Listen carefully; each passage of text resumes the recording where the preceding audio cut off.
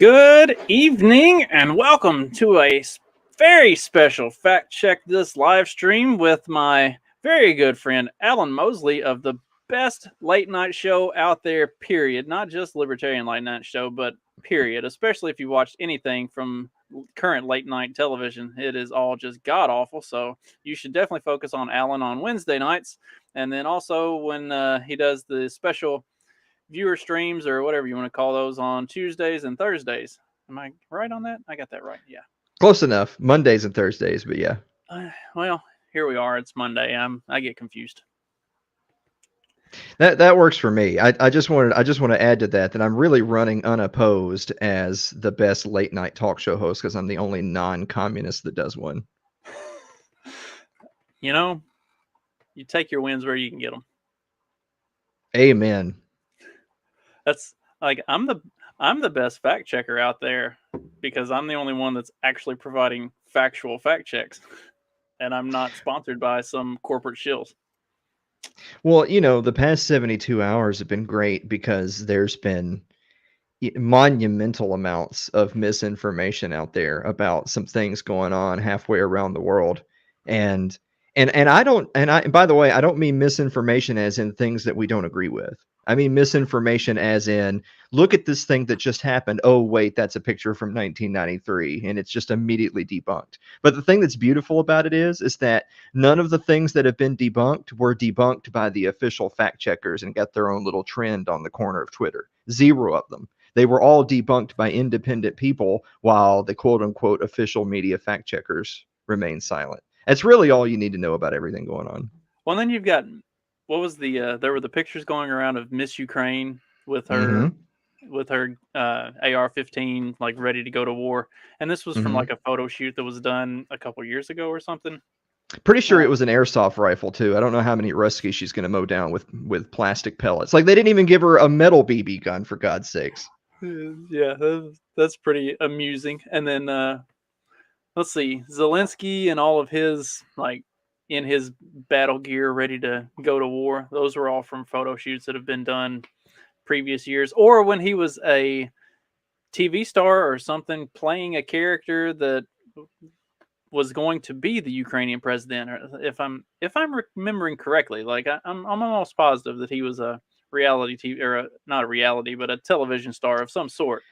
That He was he he was some kind of comedian. I mean, really using the term kind of loosely right there. In the picture you're talking about, everyone's just swooning about what a real leader he is because he's got on fatigues and some Kevlar and he's walking out in front of his limousine as opposed to hiding behind it and a million other Secret Service. Of course, that picture's from 2001, by the way, not from last week.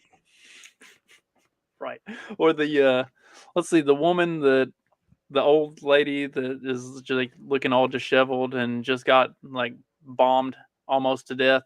But that Hmm. was from a chemical plant explosion in 2016 or 2018, something like that. Like not even anything. If I'm recalling correctly, it wasn't even anything that was war related. It was like a just an accident that happened and some stuff blew up, and this poor woman was, uh, nearby, and so this was like to showcase how terrible it was. You have this picture of this old lady that just looks beat all to hell. So now Hmm. that's also being used as like she's a survivor of all the bombings in Kiev and what have you. How great would it have been if they'd used pictures of the lady from Canada that got trampled by the horses and they just put a Ukrainian flag on her vest or something? Wouldn't that have been fantastic? I mean, it's basically the same thing. It's basically the same level of accuracy. All right, so again, correct me if I'm wrong, but didn't I see an article that said that Putin was freezing the bank accounts of his dissenters? Wasn't it like just a week and a half ago that was perfectly acceptable if uh, what's his name, Prime Minister Blackface, Hmm. Trudeau was if he did it to convoy supporters, perfectly acceptable. If Putin does it to his dissenters, terrible. No, no go. Absolutely no good. Yeah, I mean, these people have absolutely no shame at all, and of course, why would they? They are 100% convinced that they're in the right, and everyone who disagrees with them, one iota, must be evil. Trudeau, really, the cream on top for Trudeau was one day after evoking the Emergency Powers Act, calling a press conference to condemn the authoritarianism abroad, talking specifically about Russia and Vladimir Putin. Like, it would be one thing to have that press conference in a vacuum, but to have it literally within 24 hours of when he sent the jackboots out to crush the protesters. Like you said, they have absolutely no shame. They do not care one iota Mm-hmm. about the hypocrisy of it, and that's like, so that's kind of a critique that you and I and others kind of in our circles have of libertarians who are always calling out the hypocrisy of the left and the right. It's like Mm-hmm. they don't fucking care. That it doesn't, like, it does no good for us to call out their hypocrisy because they don't care. It doesn't matter to them whatsoever that they're completely hypocritical. That, and for the most part, they will do it to your face and not even bat an eye about it. It's kind of insane. I mean, This was I won't call it an argument. This was a disagreement that Tom Woods and I had when I was on his show earlier last year. He had me on his show before his episode 2000, mostly because I begged that I wanted to be on the show before his episode 2000. And I had said that I really just don't see a lot of value in constantly playing the I gotcha game about who is and isn't a big hypocrite, because what at this point, what difference does it make? Like, I mean, we've played that fiddle, and the people who saw some sort of value in it and it made them reevaluate their opinions have done so.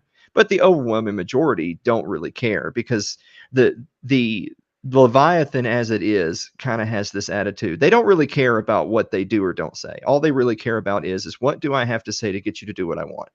That's really their only MO for any issue at any time. And that's how it's so easy for them to flip-flop from one position to the other, because it's not really flip-flopping, because they never really had the first position, right? Like, for me, that's my thing against hypocrisy and constantly calling it out is I don't think that most of these people have any real position at all. It's whatever benefits me most right now and whatever I have to tell you to get you to go along with it.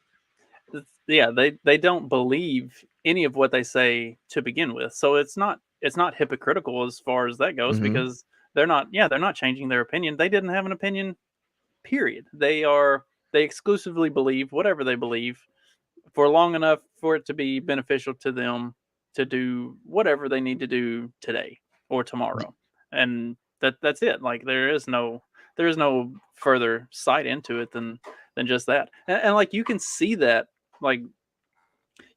in a lot of the stuff that's happened throughout COVID over the last 2 years, Hmm. and some of the way that a lot of politicians have behaved. Like, they have seriously done exactly what was necessary to win support for the day, and then Hmm. immediately change directions the next day or 2 days later or a week after. Like that, and there's no apology. There's no admitting that they were wrong. That they go whichever way the wind blows, and they just don't give a shit. It's Yeah, so a lot of people have been making memes the last 24, 48, 72 hours about how the NBCs are getting their software updates to go from COVID to hashtag I stand with Ukraine.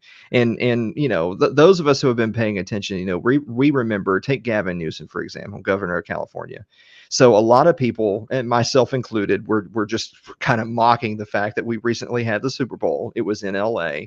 Technically, SoFi Stadium still had a mask mandate, but oh, look, there's Gavin Newsom taking a picture with Magic Johnson, and they're not wearing masks, right? But that shouldn't really, again, that what difference does that really make? That's not really a big shocker, because all the way back like a year and a half, two whole years before, when he originally instituted strict mandates in California, he was photographed later the very night that he issued the executive order, maskless in a restaurant enjoying a night out on the town with his buddies. So it's not like this is some sort of startling revelation. They never actually believed it. They never actually believed any of that crap. Just like today, they don't necessarily. I mean, is Vladimir Putin an evil man? Well, of course he is. But I mean, he's just as evil as the leader of any state apparati that has brought death and destruction to any people around the world. Right. What I was discussing most recently with some of my friends today is what's the big difference between now and anything that the American Empire has done during the terror wars and the decades before. As far as I can tell, the only difference, Justin, is the color of this right here. And like subjectively speaking, is Vladimir Putin any more evil than Justin Trudeau or any of the politicians in the United States? Like how frequently have they gone to war with another country for no more Mhm. reason than to pad their own pockets? I sincerely believe that he only has his own interest and the interest of Russia at at heart in doing that. But at least he has the interest of Russia and his empire at heart. Like I don't believe that any of the U.S. politicians waged any of the wars in the Middle East for any more reason than to pad their own pockets. I Like think that U.S. Vladimir interest involved in Putin that. I think he has a great amount of ambition for his own legacy, and he probably wants to have a legacy of bringing Russia back to a greater level of geopolitical import globally than, back to perhaps where it was prior to the fall of the Soviet Union. Is that a good thing? Of course, it's not a good thing. It's a terrible thing. But again, I see people today. I mean, even some of our friends, Justin, like even people in our circles and amongst the quote unquote liberty community or movement that are putting those flags in their profiles and talking about how they stand with Ukraine. And it's one thing to sympathize with innocent people who are just caught in the middle of a Western and Eastern power struggle, right? Like I get it to that extent. But a lot of these people think that the answer is some type of intervention, which, by the way, sanctions are an intervention. Like, let's just call a spade a spade. A lot of people favor some level of intervention, whether it's let's lock down your accounts all the way up to let's send in the troops, guns blazing. And the fact of the matter is that Putin could order his forces right now to increase attacks on civilian targets 100-fold, and it would still be a drop in the bucket compared to the hundreds of thousands, if not millions, of people that have been killed, maimed, and displaced by the American empire in Iraq, Afghanistan, Yemen, Syria, Libya, Somalia, and many, many other countries that we will forget to mention during the time that we're on the show here. So when you show me a picture of like one bombed out building and say, look at this monster, I'm sorry. That's just, you're right, he is, but that just rings hollow to me because I know you're not saying that in good faith to signal to me that you think Putin's bad. What you're saying is he's the worst. Is he the worst? I don't know. Well, speaking of one who could possibly be the worst, or at least I don't have a whole lot of, I guess I shouldn't say I don't have a whole lot of respect for him. I have some respect for the man because it takes a certain level of dedication to get to where you are as a warmongering psychopath. But the Pentagon says it was a fat finger mistake when Biden's defense secretary retweeted a screenshot from one of Tucker Carlson's pro-Putin monologues.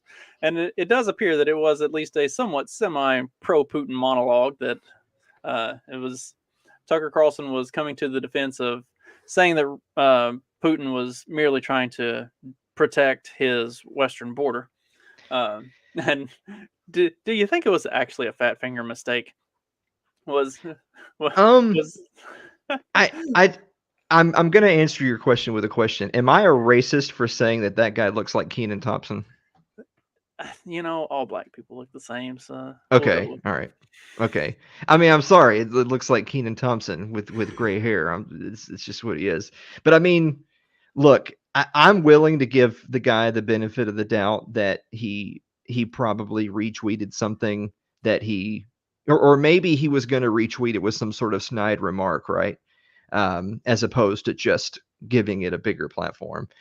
I think the bigger question is that people like Lloyd Austin, who this is far from their first rodeo, right? Like this, as you pointed out, this guy's where he is because he's made a career of being a blood-soaked monster.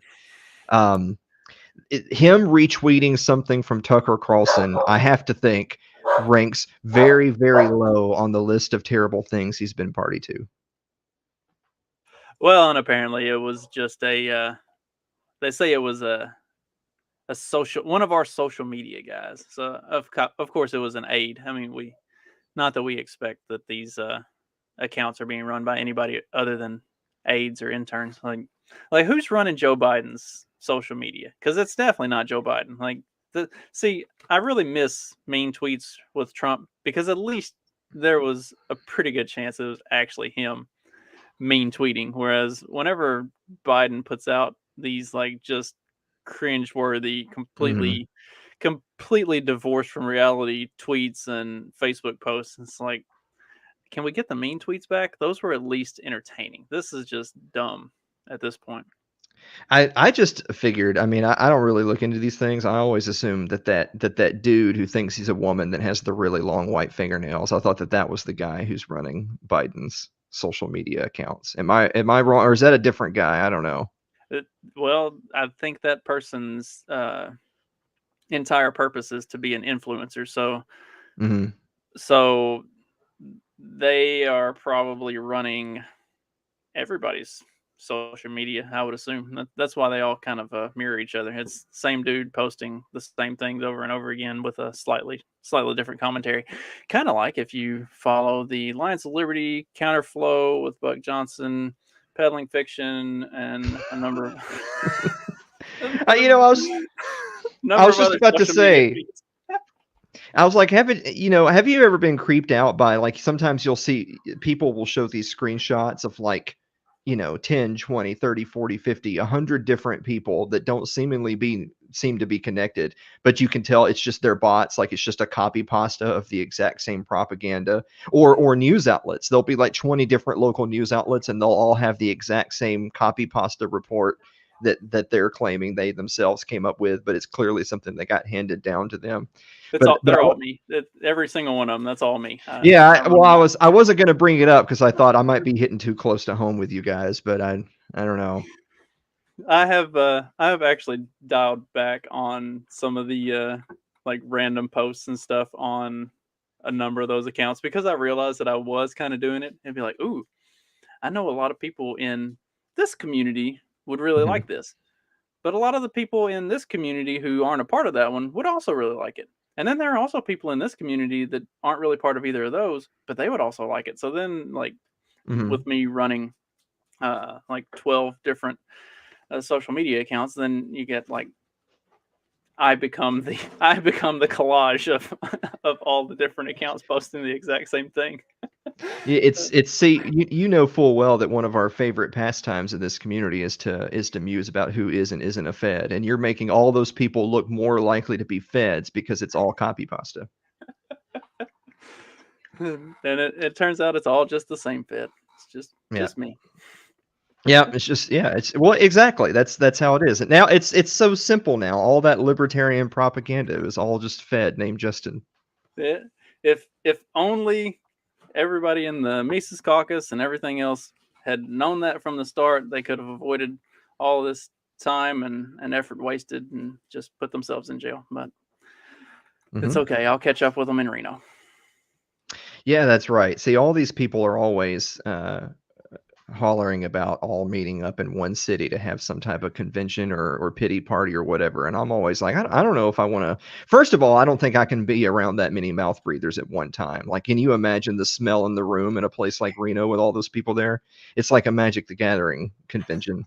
But on top of that, it just seems like that's boy, if there was ever going to be a surgical cruise missile strike in the United States, boy, that's the place to do it.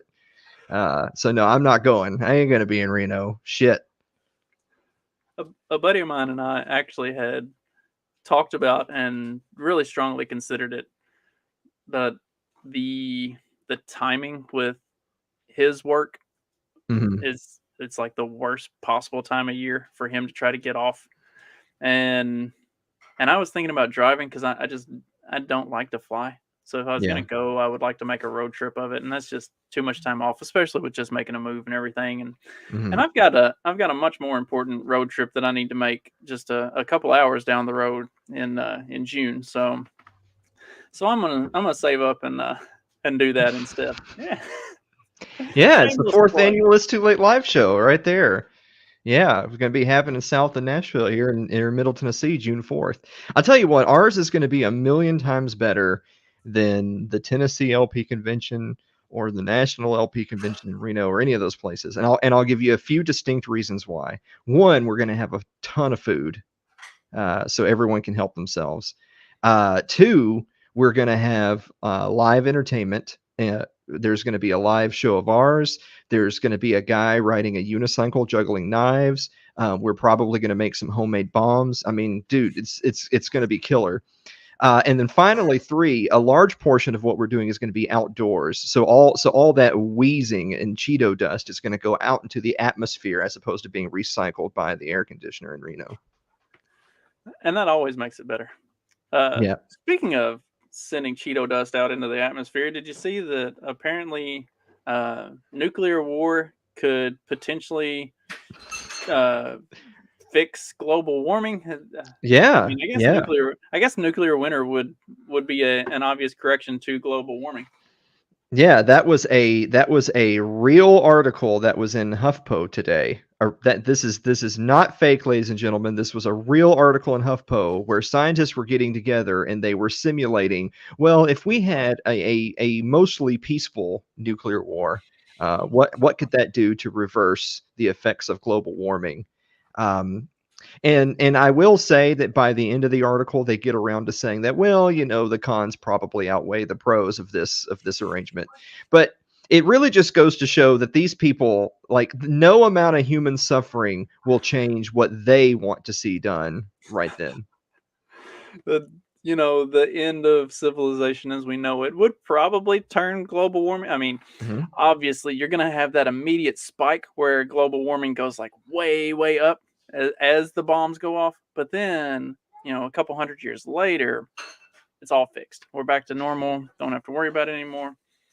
You know what's interesting is because there's just we can't help but draw parallels from kind of the COVID era we were just in to the all of a sudden World War III era that we're heading into, and I saw a bunch of people that were posting comments and articles and stuff talking about, look at all these different places that are dropping mandates just now, like New York City's dropping them, Washington D.C.'s dropping them, California's dropping them, and of course we know that that's all politically motivated. It has nothing to do with health or science. But that's not the point. The point is you actually have people upset that don't want the lockdowns and the mandates to go away because they would feel unsafe because they think the pandemic is still terrible and dangerous, and all of these people are rushing to lower these restrictions. And the point being is again, I'm just using one as an example. There was this article from this hysteric in New York City that was saying the mayor of New York is jumping the gun here. We need to keep the mask mandates and stuff in place for a while longer because it's too soon. And their specific argumentation, of course, there was no data behind it. Their specific argument was, a lot of people will not feel safe. And I just wanted to add a little asterisk to their comment of, when they say a lot of people, they mean themselves. Because they really don't care about anyone else. They only care about themselves. And there's no amount of people that disagree with them that will possibly sway them from the position of do what I say. There's no amount of people. It doesn't matter if 90% of the public is against them. It's going to come around to do what I say or else. Well, and you kind of saw that. So we were talking about it before the show, and you made fun of Lloyd Austin looking like uh, Keenan from Keenan Hmm. and Kel. I can't remember what his last name is. Anyway, and he's on Saturday Night Live now, and we just saw the Saturday Night Live skit where they're making fun of all the COVID restrictions, Hmm. and you kind of see them make fun of that to some extent because they do mention that, well, I'll probably continue to wear a mask even though the mandates are lifted, and because safety and like they the clip or the segment, like, it really made fun of everything that everybody with a brain has been saying for the last year and a half at least, and now it's socially acceptable to say it because we're Mhm. moving on. It's time for World War III season. We're done with COVID season. Yeah, exactly. I mean, and even the skit itself, it's not like they were presenting any hard data or facts or logic in it. It was really mostly that they were just touching on, well, maybe some people may or may not have had a point, right? Like maybe some of these things didn't work at all, or at least were not necessary. And like the one guy in the skit was saying, well, maybe I shouldn't have like cut people out of my life because we had a disagreement on something that now in hindsight, maybe they had a point. And everyone around the table is going, ooh, don't you say it. Because it's like, if you give voice to that, then it's going to shatter. It's going to shatter the glass, right? It's going to shatter that worldview. But the thing is like, I know people are sharing that clip and I know people are laughing and, oh, ha, ha, ha. Isn't it funny that and people are saying, oh, look at how the regime narrative is changing, blah, blah, blah, blah. But the thing is that wasn't my takeaway from it at all. My takeaway from it was, okay, great. So the narrative is shifting and we're quote unquote getting back to normal. Okay, fantastic. But to me, that's still hollow because it's not good enough for us to end the mandates and go back to normal. It would only be good enough if the people who are responsible are brought to justice. And that's never going to happen. Like it doesn't. You've even seen it with like Cuomo had all of the. Granted, this wasn't about the literally tens of thousands of people that he killed of actual grandmas that Mm-hmm. he was responsible for killing in nursing homes, but all of the different people who came forth with sexual harassment claims against Cuomo, that's all been dismissed. Like he lost his job and nothing's going to happen. Like there will be no justice for anybody involved in this. And Yeah. except for the ones who got all excited and touted, "Oh yeah, we won because he lost his job." Except that the new governor is possibly worse. In fact, seems to be way worse. So like, Mm-hmm. who won? What's the victory in this? It's Well, okay, so like I saw in the news, New Zealand came back up in the news, and so for people who were kind of like looking around the world during the last couple of years, New Zealand was one of the absolute worst authoritarian hellscapes, all the way up to very recently, in the whole world. The lady president there, I forget her name, Prime Minister Bitchface, uh, she close enough. she was using all manner of the just most draconian lockdown measures that you could think of because they had a zero COVID policy. And of course, I mean, that was always ridiculous on its face. That was always ridiculous on its face. But they were maintaining a zero COVID policy that was guiding their actions. Again, all the way up to basically like last week or something. And the reason it came up in the news is because their high court, their version of the Supreme Court, just recently came out and ruled against her. They said that she had committed I think the quote was gross violations of human rights, and that this was going to be really big legally in New Zealand because this precedent was then going to be used to strike down an enormous amount of the actions and measures that she took. And a lot of people were sharing that, and a lot of people were saying, this is great news. And I know that there's people out there would say, don't be black pilled, take a W, right? Like enjoy the wins where you can get it. But again, I really just don't take the W here because these rulings came out like today, like this week. It's tomorrow's March 2022, right? All this stuff started in March of 2020. So it's been 2 years that these people have been living under this woman's tyranny. Okay, where were the courts the last 2 years? The courts came in and saved everybody by striking down her measures. Where were they the last 2 years? And I know that there's people out there that would say, well, but this is a good thing because now with that precedent, it won't happen again.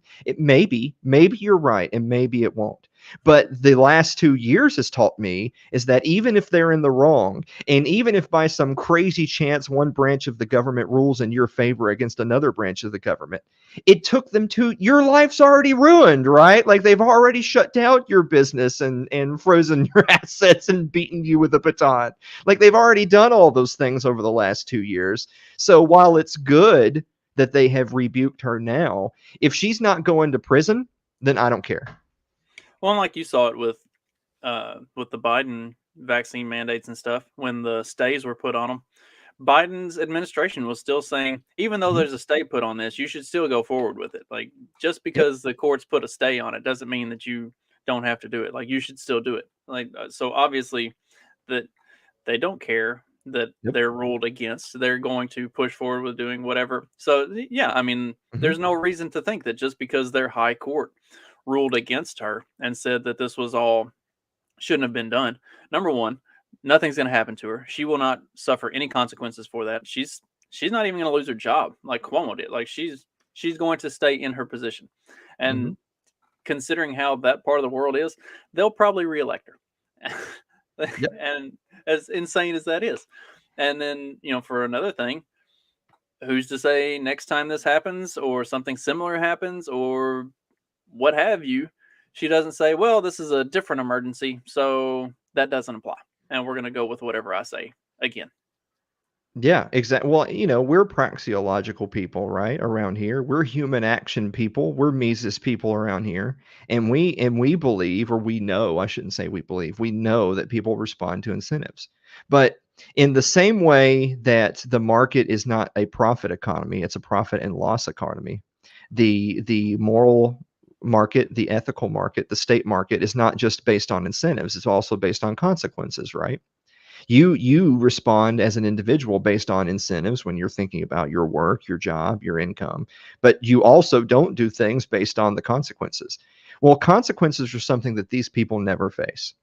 And so if they are positively incentivized to pursue their agendas, by whatever shadowy figures are pulling the strings in the background, the lizard people. But they also know that they will suffer no consequences for their actions. Then there's absolutely no reason to think that we won't be right back in this boat in whatever number of months or years down the road, whenever the next emergency comes along. And they're going to be locking your kids back up in the house, and you're going to be saying, "I got to get these kids out of my damn house," and and we're going to be right back to square one. So I mean, so again, I hate to I hate to sound so negative. I really do, but it's just hard for me to imagine where we don't find ourselves back in this boat sooner than later without someone having paid the price. Well, and like mentioning kids, so I'm probably a terrible parent, but I try, I, I try to make sure that my kids lose, that they fail, that, stuff doesn't always go their way, that they don't always get their way. Because then you learn, like, if you don't do, I'm pretty sure I've talked about him before, but like, for instance, my son should have been held back a couple years ago. He should have been held back last year. He should absolutely be held back this year. His mother has continued to have the school promote him to the next grade. And so he hasn't learned that there is a consequence to not doing your work. So right now Mhm. he is doing terribly and way behind on everything because he shouldn't be in this position to begin with. He should have been allowed to fail 2 years ago, a year ago, and it hasn't happened. And like that's the politician mindset of this. Like they're Mhm. never allowed to fail. Or if they do fail, they don't suffer any consequences for it. They fail all their classes and then they get promoted to the next grade anyway. So what's it matter if I fail all my classes if I don't try? I'm just going to move on anyway. That's where the entire political class of the United States is. Like it doesn't matter if they fail. It doesn't matter if they do something wrong. It doesn't matter if they completely screw up and blow $2 billion, $1 trillion, whatever. They just get to chalk it up as, well, I fucked up, and move on and go do it again 6 months from now. Well, that just tells me I think your son's going to wind up being president someday, because most of these people, like most of the absolute worst warmongers or policy wonks, they always do what they call failing upward, right? They fail in whatever their given task is, but then they get a promotion to a higher position to fail again, or they fail their way out of the public sector and then they go off and give speeches for $50,000 for every 30 minutes for Goldman Sachs or whatever. So Well, I that think I too. want to go work for your son, as a matter of fact. Well, I Put mean, me. you know, that too. Like even the politicians who run for election and fail, they just move Mhm, on and they do something else within the same sphere. Like they don't actually, yeah, they all fail upwards. None of them, you, no, I shouldn't say none, but like the number of politicians who just wash out and disappear completely, and it's it's a negligible number. Like they all end up just rolling into something different. How many of the how many current senators or Congress people used to be a governor in a different state? You know, it's like mhm. it's like an SEC football coaching carousel. Like everybody who fails as a head coach just goes on to be a defensive coordinator or an offensive coordinator or something somewhere else, and they just keep cycling through to a different job here, there, and everywhere, and they never stop making millions of dollars. They never stop you Mhm. know falling upward. They just and then eventually they end up stumbling their way back into whatever the position was that they had lost because they sucked however many years ago. Like it's just a never-ending cycle. Well, I'll give you a real life, very local example. So the mayor of Columbia, Tennessee, is a guy named Chaz Mulder. We actually went to high school together. I mean, this guy is the prototype yuppie liberal douche that somehow gets a southern town to vote for him because he's a homeboy, right? He's from the area, and then the voters get what they deserve. And so this guy, he goes and gets his law degree. He's in law. So right off the bat, you know where this is going. He's a guy who's this is a constitutional scholar. I mean, he wants to be the next Obama. He's just a little bit too light skinned, and he gets elected mayor of Columbia. And this guy won't get reelected. He's been an absolute total disaster from the word go. He gets elected almost exclusively on the back of his name and the fact that he's like a local homegrown talent, so to speak.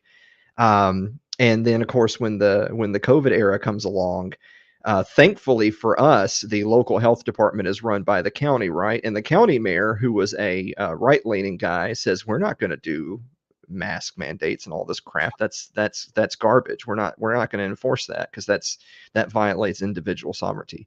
The mayor of Columbia, the city, was absolutely outraged.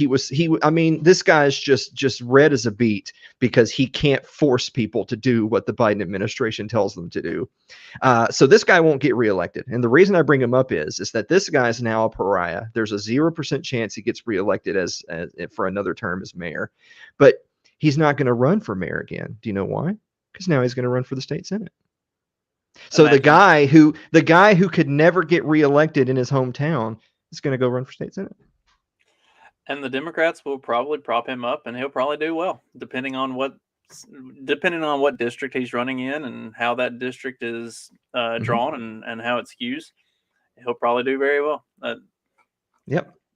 It's absolutely no different than you or I having a job somewhere where we drive a forklift into a gas tank and blow up half the factory, but we get a new job in the same position for another company because on our resume we put forklift driver. Of course, we leave out the part where we like blew up half the factory, right? We just put the part where we were a forklift driver. This is exactly what a lot of politicians do. I mean, I'm sure a lot of people who listen or watch this probably can think of local examples for themselves.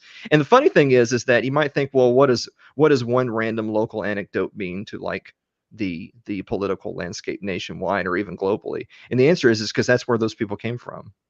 I mean, a lot of people like Ron DeSantis, but you go look at Ron DeSantis. I mean, this was a guy who was relatively young. He was a baseball player. He kind of comes out of nowhere, decides to go into politics, instantly enjoys local success, gets catapulted to the governorship. And I tell all these people who are DeSantis nut huggers, I keep on telling them, do you guys really want him to run for president? Because that means he's going to Washington and he ain't coming back to Florida. Is that what you want? If you actually think he's that good in Florida and you're a Floridian, why do you want him to go to Washington, D.C.? Because when he goes, he ain't coming back. Is that And what you want? and even if he doesn't win the presidency, which at this point doesn't seem particularly likely, but even if he didn't win the presidency, he's still not coming back. Like No. he's moving on to bigger and better things. Like he's already seen that that yellow brick road has been laid out for him, Mm-hmm. and so it's only up from here. Like don't wish that on yourselves, because then you end up with Terry Gillum or whatever his name was. Yeah, exactly. Well, and again, I'm because I don't worship politicians. There's not a politician out there that I'm like, oh yes, please let me sign away all my rights to this guy because I believe he has my best interest at heart. Are there some that are better than others? Of course there are. I mean, without a doubt. Would I rather be working with Ron DeSantis than Cuomo? Absolutely. I mean, you'd be crazy not to. But with that said, again, you're going to know all you need to know about Ron DeSantis if and when he does run, and if and when he does become president, if that's what's in the cards in 2024. Is he gonna get elected and then immediately spearhead a strong domestic policy of decentralization, or is he going to do what Trump did, which is talk that good game, manage to get into the Oval Office, and then the first thing you do is start appointing people like John Bolton to your cabinet? Because if that's what happens, and I'm here to tell you that that's totally not outside the realm of possibility, then you can write that MFer right. I don't know if we're allowed to cuss on the show. You can write that guy right off. I've actually had people complain that I cuss too much on my show, so have at it. Okay. Oh well, in that case, all right. Um, yeah, you're welcome. Oh, I'm really Miss. jealous, by the way, that you've been like eating and stuff this whole time, and I just sitting here with a sparkling ice plus caffeine drink. So I've been moving, and whenever I do work, my wife is extremely attractive for some reason, and moving heavy things qualifies as man work. So Hmm. she made me some pot stickers, and then I've also got me some blackberry moonshine. So you have to have food to go with the blackberry moonshine. It it has a weird flavor. I'm not sure how to describe it. It's not bad. I probably won't have it again, but Hmm. it's not bad. I'm because people that know me know that I'm not really a big drinker. It's not that I have like any religious qualms with it or anything like that. I just don't care to drink all that much. So I really have no difference in taste whatsoever. I have people hand me 10 different shots of 10 different liquors, and I'm like, yeah, they're nail polish. I got it. Like I didn't need the ninth and the 10th one to know that that's what they were. That's With it. that, It's like blackberry flavored nail polish. And you there nailed you it. go. Yeah, exactly.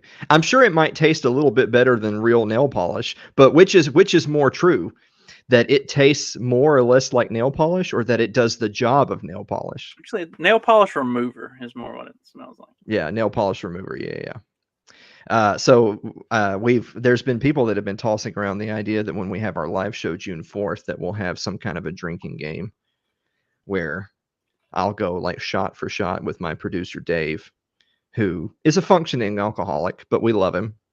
So I don't know. I think everybody just wants to get me killed because I tell everyone that I don't really get drunk. I'm one of these people that has a really, really high chemical tolerance. I'll take things that lay other people out, and I just shrug and move on with my life. But I tell people, doesn't that mean though, like, you can correct me on this if I'm wrong. Doesn't it mean that if you're someone that is not easily inhibited, that just means you'll die? Like, you won't know that you've reached the limit and you'll just get alcohol poisoning and kill yourself, as opposed to being really drunk or sick and stopping.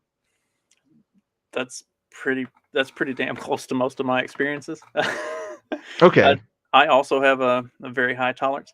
I can't really drink beer anymore for some reason. I don't know if my body has developed a slight yeast intolerance or what. Hmm. But if you give me hard liquor, I can just go, and I can just kind of keep going, and like I I feel really good, but then like the point from feeling really good to like blacking out and don't know what happened, even though it's like way out there in the distance, when Hmm. I do cross it, it's like instant. And so yeah, you're probably right. Like I suspect that that's probably how I'll die one of these days. Is I'll just drink a little. I'll just lightly cross that line, and then that's it. Everything will just shut down. And I'll end up in a ditch. I have woken up in a ditch once or Hmm. twice. Well, see, Speaking of, that's why it's speaking good of, that you live in the South, so that it was at least a warm ditch as opposed to a snow-covered ditch. speaking of waking up in that ditch, it's interesting that we were talking about mayors in Tennessee. Hmm. My roommate when I was at Mississippi State is currently running for the mayor of Knox County against uh, Glenn Jacobs. Oh So, God. and my former roommate, now he wasn't the one that was in the ditch. I was in the ditch, but Hmm. I do vaguely recall waking up in the ditch, and he was there, and we had a brief conversation, and then I woke up in a different ditch some hours later. But uh, that made me think about, because he sent me a request or like a suggestion to like his page on Facebook, and his so I looked at his page, and it was his page for his uh, mayoral campaign to be the governor or the mayor of Knox County. I was Hmm. like, I I just I really can't get on board with this. Like, I love you, man. Well, You just don't align with me politically. Like, I'll give you a big like and a thumbs up, but I'm not gonna be throwing you any other yeah. support. Well, this is the same thing. So I would lump someone like a Glenn Jacobs into the same category as DeSantis or as like a Thomas Massey, congressman from Kentucky. And what I mean by that is not necessarily in the political sense, but just in the sense of if you were an individual and you had any type of money or political clout or whatever, and you've seen the absolute nightmare that the last couple of years has been for everyone, if your first thought is God, we got to get rid of Glenn Jacobs, then you're just so far off the reservation that I just can't see how we agree on anything. I really can't. Like if you've seen what's gone on in Washington the last couple of years, and the printing presses and the inflation that they say is running at 7.5, which is insanely high, but we know that that's even a lie. It's probably double that. um those stimulus packages, that it was totally predictable that we would be here, and of course your aforementioned mandates and things like that. If you see all that stuff going on in Washington and you think that you could make a difference in Congress, and your answer is, well, let me get rid of Massey, then you're just total. I'm sorry, you're irredeemable. You're such a fucking piece of shit that you're totally irredeemable. Like, go. Like, if you really believe that you have the answer, go replace Nancy Pelosi, for God's sakes. Or like, especially like in the state of Kentucky, there are plenty of other congresspeople and Yes. senators in the state of Kentucky who are absolutely abysmal, other Mm-hmm. than Rand Paul and Thomas Massey. Like, I guess Yep. Kentucky's kind of gotten their comeuppance over the last couple of years. Uh, they got mad because Bevin said mean things, and so they Mm-hmm. put in Andy Bashir, whose Yes. father was like the king of corrupt governors, Mm-hmm. and they replace the king of corrupt governors with the prince of corrupt governors, and like kind of miss the guy who said mean things now, don't you? You have Yep. to assume. I mean, there's no way Andy Bashir gets another term, but But he won't need to, right? Because he'll go run for Congress. or he'll go back to what was he was attorney general, I believe, um, previously in the state of Kentucky. Like, he'll Mm-hmm. go back to something else. Yeah, Yeah, Andy Justin Trudeau Bashir. Yeah. he is he's a Democratic darling at this point. Like, Mm-hmm. he has completely towed the progressive left wing line on all things COVID, even to honestly to his own detriment in his state. But yeah, he's going to move on to much greener pastures after this ends. And another example of those fucking crooked politicians who continually fail up somehow. Well, like, even so, if you're even just going to use Kentucky politicians as an example, like, compare Rand Paul to like Mitch McConnell. So, and I'm not talking about like you or me. Like, put yourself in the shoes of just the typical left liberal, like just the stereotypical progressive Democrat or social democrat or whatever. If you had the option right now of waving a magic wand and you could remove one of those two Kentucky-centered politicians from the halls of Congress. You can only pick one, either Rand Paul or Mitch McConnell.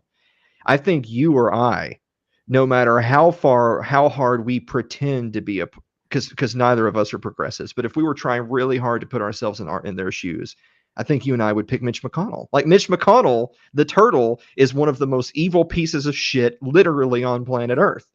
It just no matter how much you disagree with Rand Paul, if you had an opportunity to murk Mitch McConnell, you can't miss. I'm willing to bet, I could be wrong, but I'm willing to bet that if we went out and found whatever amount of left-leaning friends that we have and we asked them that question, I bet they would pick Rand over Mitch McConnell. I bet they would. I think you're wrong. I think more left-leaning, especially Kentuckians, would pick Mitch over Rand because beyond very public arguments with Dr. Science on Mm-hmm. C-SPAN, Mm-hmm. they don't know anything about Rand, but they know that Mitch McConnell is the face of evil Republicans, and they would go after him 100%. See, I disagree because I think that the ones who think that they're politically woke would say that, yeah, but Mitch McConnell, he plays ball, right? I mean, look where we're at today. Look at the budgets. Look at the outrageous spending. Look at everything that Republicans have rolled over for the last 10, 20, 30, 40 plus years. Mitch McConnell and or people like Mitch McConnell were failing to lead the charge against any of those things. Way more often than not, they are the ones cutting the backroom deals to make whatever progressive policy that they wanted to have happen. Yeah, they're the ones who were leading the rollover. Yeah. So strategically, they'd be perfectly content to keep Mitch McConnell. It's assholes like Rand Paul that actually vote no when they say they're going to vote no. So they would get rid of him in a heartbeat. See, I'm going to run a social experiment on this because I just don't think enough of them actually know enough about Rand Paul to think that. I definitely think that just based on like recency bias, if all these people are up in arms about Russia, I think that they're way more likely to think that Rand Paul is like a Putin puppet than you might be right Mitch on that. McConnell is. I don't know, because so many of these people like recency bias is something I've been thinking about a lot more lately. Not just in like the meme terms of software updates for the NPCs. It was COVID, now it's Ukraine.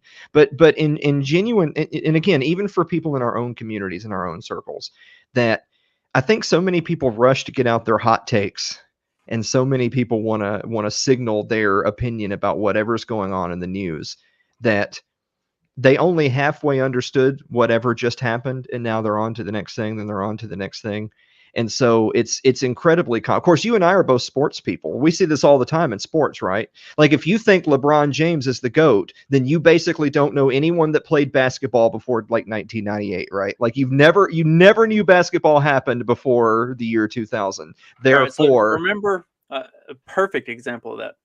Remember the first NBA Finals with Boston's Big Three when they had Ray Allen, Paul Pierce, and Kevin Garnett, and they were playing against the Lakers. Yep. So the series went 7 games. But if you watched or listened to ESPN, Fox Sports, anything the day after every game, whoever won, they were going to sweep the series and they were going to win in however many games were left. Every single game. Like the series had to go 7 games, and Boston ended up winning, and all of that. But literally every single game, it's like, oh, that's it. The Lakers are going to win the rest of it. It's over. Oh, that's it. Yep. Boston's going to win the next 2 games, and it's over. And every single game, because I am, especially with basketball, like I'm a basketball guy. So and at that time I was very into it, and so I was watching all those games because I like Kevin Garnett, and I hated Kobe Bryant. So I was watching all of these games, and it's like all of these things that they're talking about. It's like that's literally just the way the ball bounces sometimes. Like you can't attribute all of these like greatness to the Celtics or greatness to the Lakers because of these 2 or 3 things that happened in this game. Like that was a really tight game, and the next one's probably going to be a really tight game. And would I be surprised if they win the next two and do finish it out, no. But I also don't think that's going to happen. Not because of what I just saw in this last game. Yeah. Recency bias is a thing that we get especially too tied up in, and maybe it's like I want to believe that it's become a more prevalent thing because of Twitter and Facebook and all of this stuff. Mhm. But we're talking about the Lakers Celtics of the early 2000s. So obviously it's not something that just came about because of this. Like it's something that has probably plagued human history for literally forever, and Yeah. we're just getting to see it in real time right now. I just want to say as a quick side note, because you said you hate Kobe Bryant, that a publication that shall not be named recently did an article and put out a tweet talking about the Mamba mentality. They were praising Kobe Bryant. They were talking about the Mamba mentality and how his work ethic, his pull yourself up by the bootstraps mentality, aka the Mamba mentality, was so good, and that was something for people to aspire to. And I tweeted at them, is raping hotel clerks in Colorado part of the Mamba mentality? And they blocked me instantly. I kind of felt I thought it was a legitimate question. I was just wondering if that's part of the Mamba mentality. I But mean, if we're going to talk about it, we may as well talk about it. yeah, like another basketball example. I'm not as big of a basketball guy as you are, but another basketball example is you look at Golden State the last several years, and is Steve Kerr a good coach? Yes. Did they draft really well and build a really good young team? Absolutely. Did they win some championships? Of course. But I remember, like, after they won their first or second championship, all the talk was, is Golden State going to win like the next 7 rings? Like, are they just going to put like the 90s Bulls to absolute shame because they're about to win like 10 titles in a row? And they didn't even win the next title.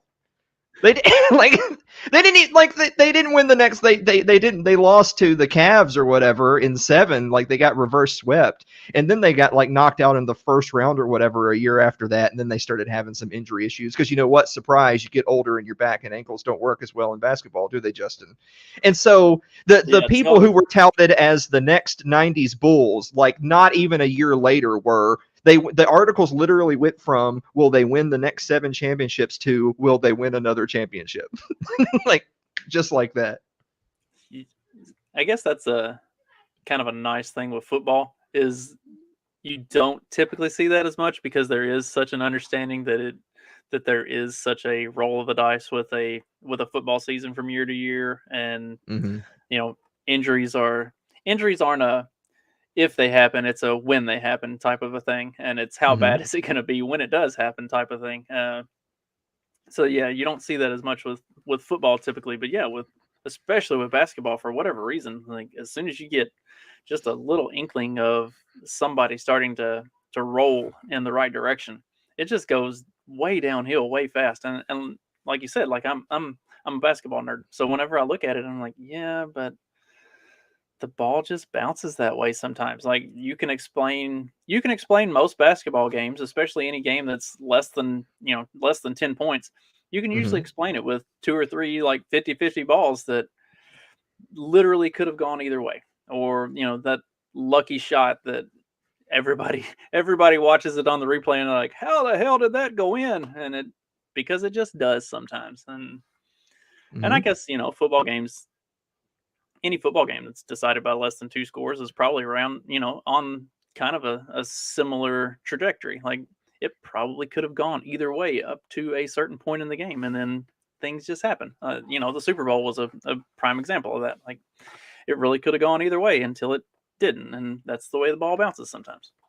So speaking of that, I know that this like has nothing to do with like the current events or politics or anything, but can you think of a Super Bowl in your lifetime that less people gave a shit about than this year? I didn't give a shit about it. So. I mean, nobody did. I'm a big football guy, and most of my friends are big football guys, and I can't think of anyone that, like, I don't even know any of my personal friends that actually sat down and watched the whole game. I know a lot of people who watched a half, thought the commercials kind of sucked, and then turned off the halftime show, but then didn't bother to check back in to see what the final score was. They were asking, these are football people now, who were asking other normies the next day, hey, what was the final score? I watched clips and highlights and replays and stuff as it was going on, but I wasn't really paying super close attention. Mhm. So was it a pass interference or not? I mean, probably, but it's So I was both a receiver and a DB.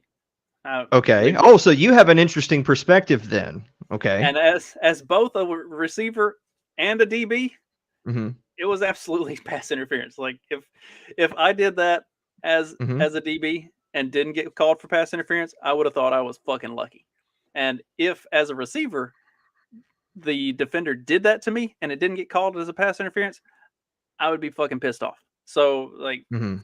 from both sides of looking at it, like it was absolutely the right call. Was it a good call given that situation in the game? I don't know, but at what point as a referee can you just stop making calls? Like you still Mhm. have to call the game regardless of what the time is on the clock, regardless of what the situation is. Like you still have to call the game the way the game was meant to be Yeah. called. And so yeah, like I saw that and all the outrage around it, and I was like, that's a that's a good call. Like it's shitty timing for that to happen, but as the as the defender, don't fucking put your hands on the guy like that. Like it's really that simple. Yeah. Well, it's that just reminded me. Like, I'm not a big Titans homer or anything. I live in Tennessee, but I still call them the Oilers for it. So that kind of tells you what I think about the Titans. I mean, I grew up a Cowboys fan, but the opening game of the Titans, because they were the number one seed, despite a crazy season that it was, they were the number one seed. They were playing the Bengals, who wound up going to the Super Bowl. The Titans could have won the Super Bowl this year. That was a good opportunity for them to win it. And did they have lots of opportunities to put that game away and they failed to? Absolutely. However, the ultimate deciding play was when they had the ball and time, and they were driving. Ryan Tannehill threw an interception around midfield that the Bengals ultimately kicked a field goal to win the game as time expired. But and he had a terrible game, by the way. But even though he had a terrible game, that play was not on him. The interception that ultimately led to the Bengals field goal as time expired, they hugged the receiver. Like long before the reason why the ball was knocked up in the air and was intercepted was because the receiver was literally being bear hugged by it from the back by the DB. So you can say that, well, they didn't play a good game. You can say that, well, the Bengals capitalized on the turnover. You can say that, well, it was a heads up play by like the other corner or safety to come to get the tip ball, whatever. But I'm pretty sure, like I know, like being football fans, you've seen a lot of plays where they say, if you even so much as put a hand on the back, you could get called. Now, I'm all for letting them play, but typically speaking, if you see a jersey pull, like if you've got a handful of fabric, that's pass interference. It doesn't even matter when or what's Yeah, going as on. soon if as the DB, if your hand Mhm. closes and you can Yeah. see, especially if a ref is anywhere in eyesight and can see Mhm. that shirt come away from the Mhm. body a little bit, that's an immediate flag. Like that's a no brainer. And the other one is that it's one thing for it to be like boom boom, the ball's coming and you hit the receiver. But if you're obstructing their arms, like if you're holding my arms back, that's going to be pass interference. Like it doesn't even matter if the ball's there. If you're holding my arms from reaching the ball, that's going to be pass interference 100% of the time, except for the end of the Titans Bengals game. that That's that wasn't pass interference apparently. as both receiver and defensive back. I've seen a lot of plays where I look at it and I think about it from both perspectives, and I'm like, yeah, that's a terrible call, Hmm. or yeah, that's a really good call. And like I said, like with that in the Super Bowl, like that was an obvious call. Yeah. You physically see the jersey pull. Like as soon as you see that, that's the right call, Hmm. regardless of the situation. It's the right call. Yeah. I agree, but I also agree with the point you made prior that no matter what the sport is, whether it's the last 30 seconds of a basketball game that's tied or a close game or whatever, there's if you're gonna quote unquote let them play, you got to let them play from the opening minute, not in the closing minute. If hockey, football, whatever, If you're a lot of, because hockey's an interesting sport. I'm not a big hockey guy. My friend Mike Maharry is. He's a huge hockey guy, but he talks all the time about how playoff hockey is 100%. It's might as well be a different game. It might as well be a different sport than regular season hockey, because like the unwritten rules totally shift to you. It's a lot more. I mean, it's understandable that playoff hockey, because it's win or go home type games. You're going to be physical. It's going to be fast. You're going to be bringing your best, right? That's all sports. But the referees do the same thing. They're contributing to that change in the mindset of the game by swallowing their whistles, particularly at the end of the game.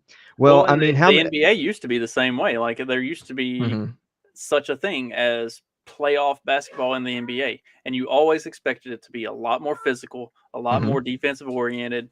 Like you knew people were going to get roughed up, and that's why you had certain teams like the Spurs and those like 2000s Lakers that they mhm. were built for that, and that's why you always had those teams like those 2000s Phoenix Suns, Mike D'Antoni teams that would always crumble during that because they were not built for that physical, defensive oriented style of play that came with the playoffs. And yeah, but Well, like you said, like it's an unwritten rule that everybody knows and everybody's on the same page with. And whether you like it or not, like that's the league that you're living in and that's what mhm. you're playing in. And you have to adjust accordingly. Did you watch that Bulls Jordan documentary thing that came out like a year ago or whatever it was? I've already forgotten the name of it now. That like 6 or 7 episode documentary about the Bulls when Jordan was there. That all those memes came from, of when Jordan was saying I took it personally and all that crap. I watched Like, a couple of them, but I didn't watch the whole thing. I guess I need to go back and revisit it. it was pretty good. I'll admit that it was pretty good. Like, I wasn't a big Michael Jordan fan or anything, but I thought what was interesting is that, because again, recency bias, even though this wasn't super recent, a lot of people remember the Jordan that was a part of the back to back, or the three peats, right? The two separate three peats. And I mean, of course, amazing, like among all time greats, of course. With that said, though, a lot of people don't remember Jordan's earliest years in the league, where he was already, I mean, he was putting up insane numbers right there at the tail end of some of the careers of people like Magic and Kareem and Bird and stuff like that. He was putting up these insane numbers, but the Bulls weren't winning the big games. And why? Because they were getting the shit beat out of them by teams like the Pistons. But you know what? But they didn't cry that they needed to change the rules. They just got tougher. And so even though he's kind of a prick and an arrogant POS, I can respect the fact that they didn't go into the offseason saying we need to lobby the NBA to change the rules. They went into the offseason saying we got to condition ourselves to beat the Pistons. Whereas now compare that to today.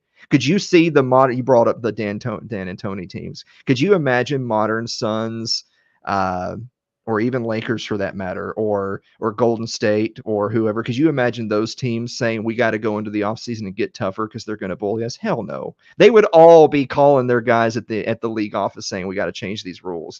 Look at them. They're touching me. They're touching me when I'm doing my step back. Like I've said many times on the record that the reason why I'm not a big basketball guy is because I'm not quite old enough. To me, basketball died like right around the time of the start of the Bulls dynasty. Basketball was dead. From the 70s through the early 90s, that was basketball. Like, in my mind, basketball as it is today is not basketball. That's like hoops. We'll call that hoops today. Basketball was that game. See, I was a big Spurs fan, so Oh, well, there you go. that's like I was still a fan of what I considered basketball, like Hmm. defense, physical, two bigs, distributing point guard, and some shooters, and like run the Hmm. offense through the middle, like a lot of pick and roll, that old school style. And they played hard.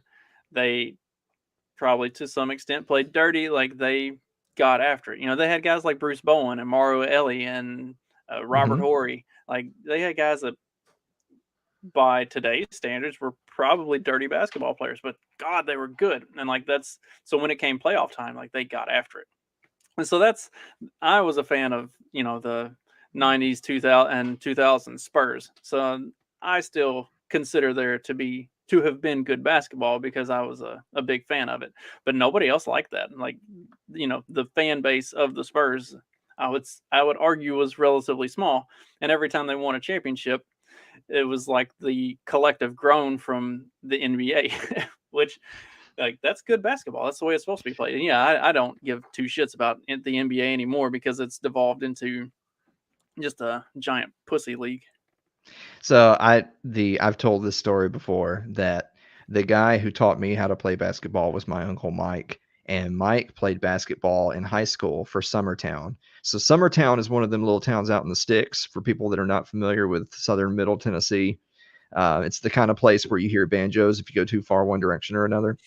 And My kind of people. they when he was in high school, they played against a team in an invitational that had a guy. I forget the guy's name. He was a guy that he ended up being like a huge D1 college player, and then he had an NBA career that was kind of mediocre. But I mean, if he even made it to the NBA, he's the best basketball player you and I have ever like, right? Like by far. Doesn't matter how mediocre he was in the NBA. But when that guy was like 17 or 18, he was playing my Uncle Mike's little 2A Summertown high school team. Um, the divisions here go up to like 6A. So 2A is like the school has like 40 people in it and 10 of them are on the basketball team. And my Uncle Mike's team won. They beat this team and they specifically got this guy Pitt. Like I think he got ejected for like a bunch of techs. And the reason he got a bunch of techs was because he threw some elbows and took some swings at my Uncle Mike. And you think, wow, God, what a prick that guy was. The reason why he did that was because, of course, this guy's huge, right? Every single time he posted up underneath the basket in front of my Uncle Mike, Mike would reach down and start yanking the hairs right below the knee joint out of his leg. That's basketball, son. We played against a guy that if if left to his own devices would on and said what we figured out was that he didn't tie his drawstring real tight on his shorts. And so as soon as he caught the ball, if you just grab hold of the hem of his shorts, when he would go to jump, his pants would come down. And as his pants came down, he would let go of the ball and try to save his britches. So Mm-hmm. you just always pull his pants down. And is it dirty? Absolutely. Does it work? Absolutely. Does he eventually get pissed off and take a swing at somebody and get ejected from the game?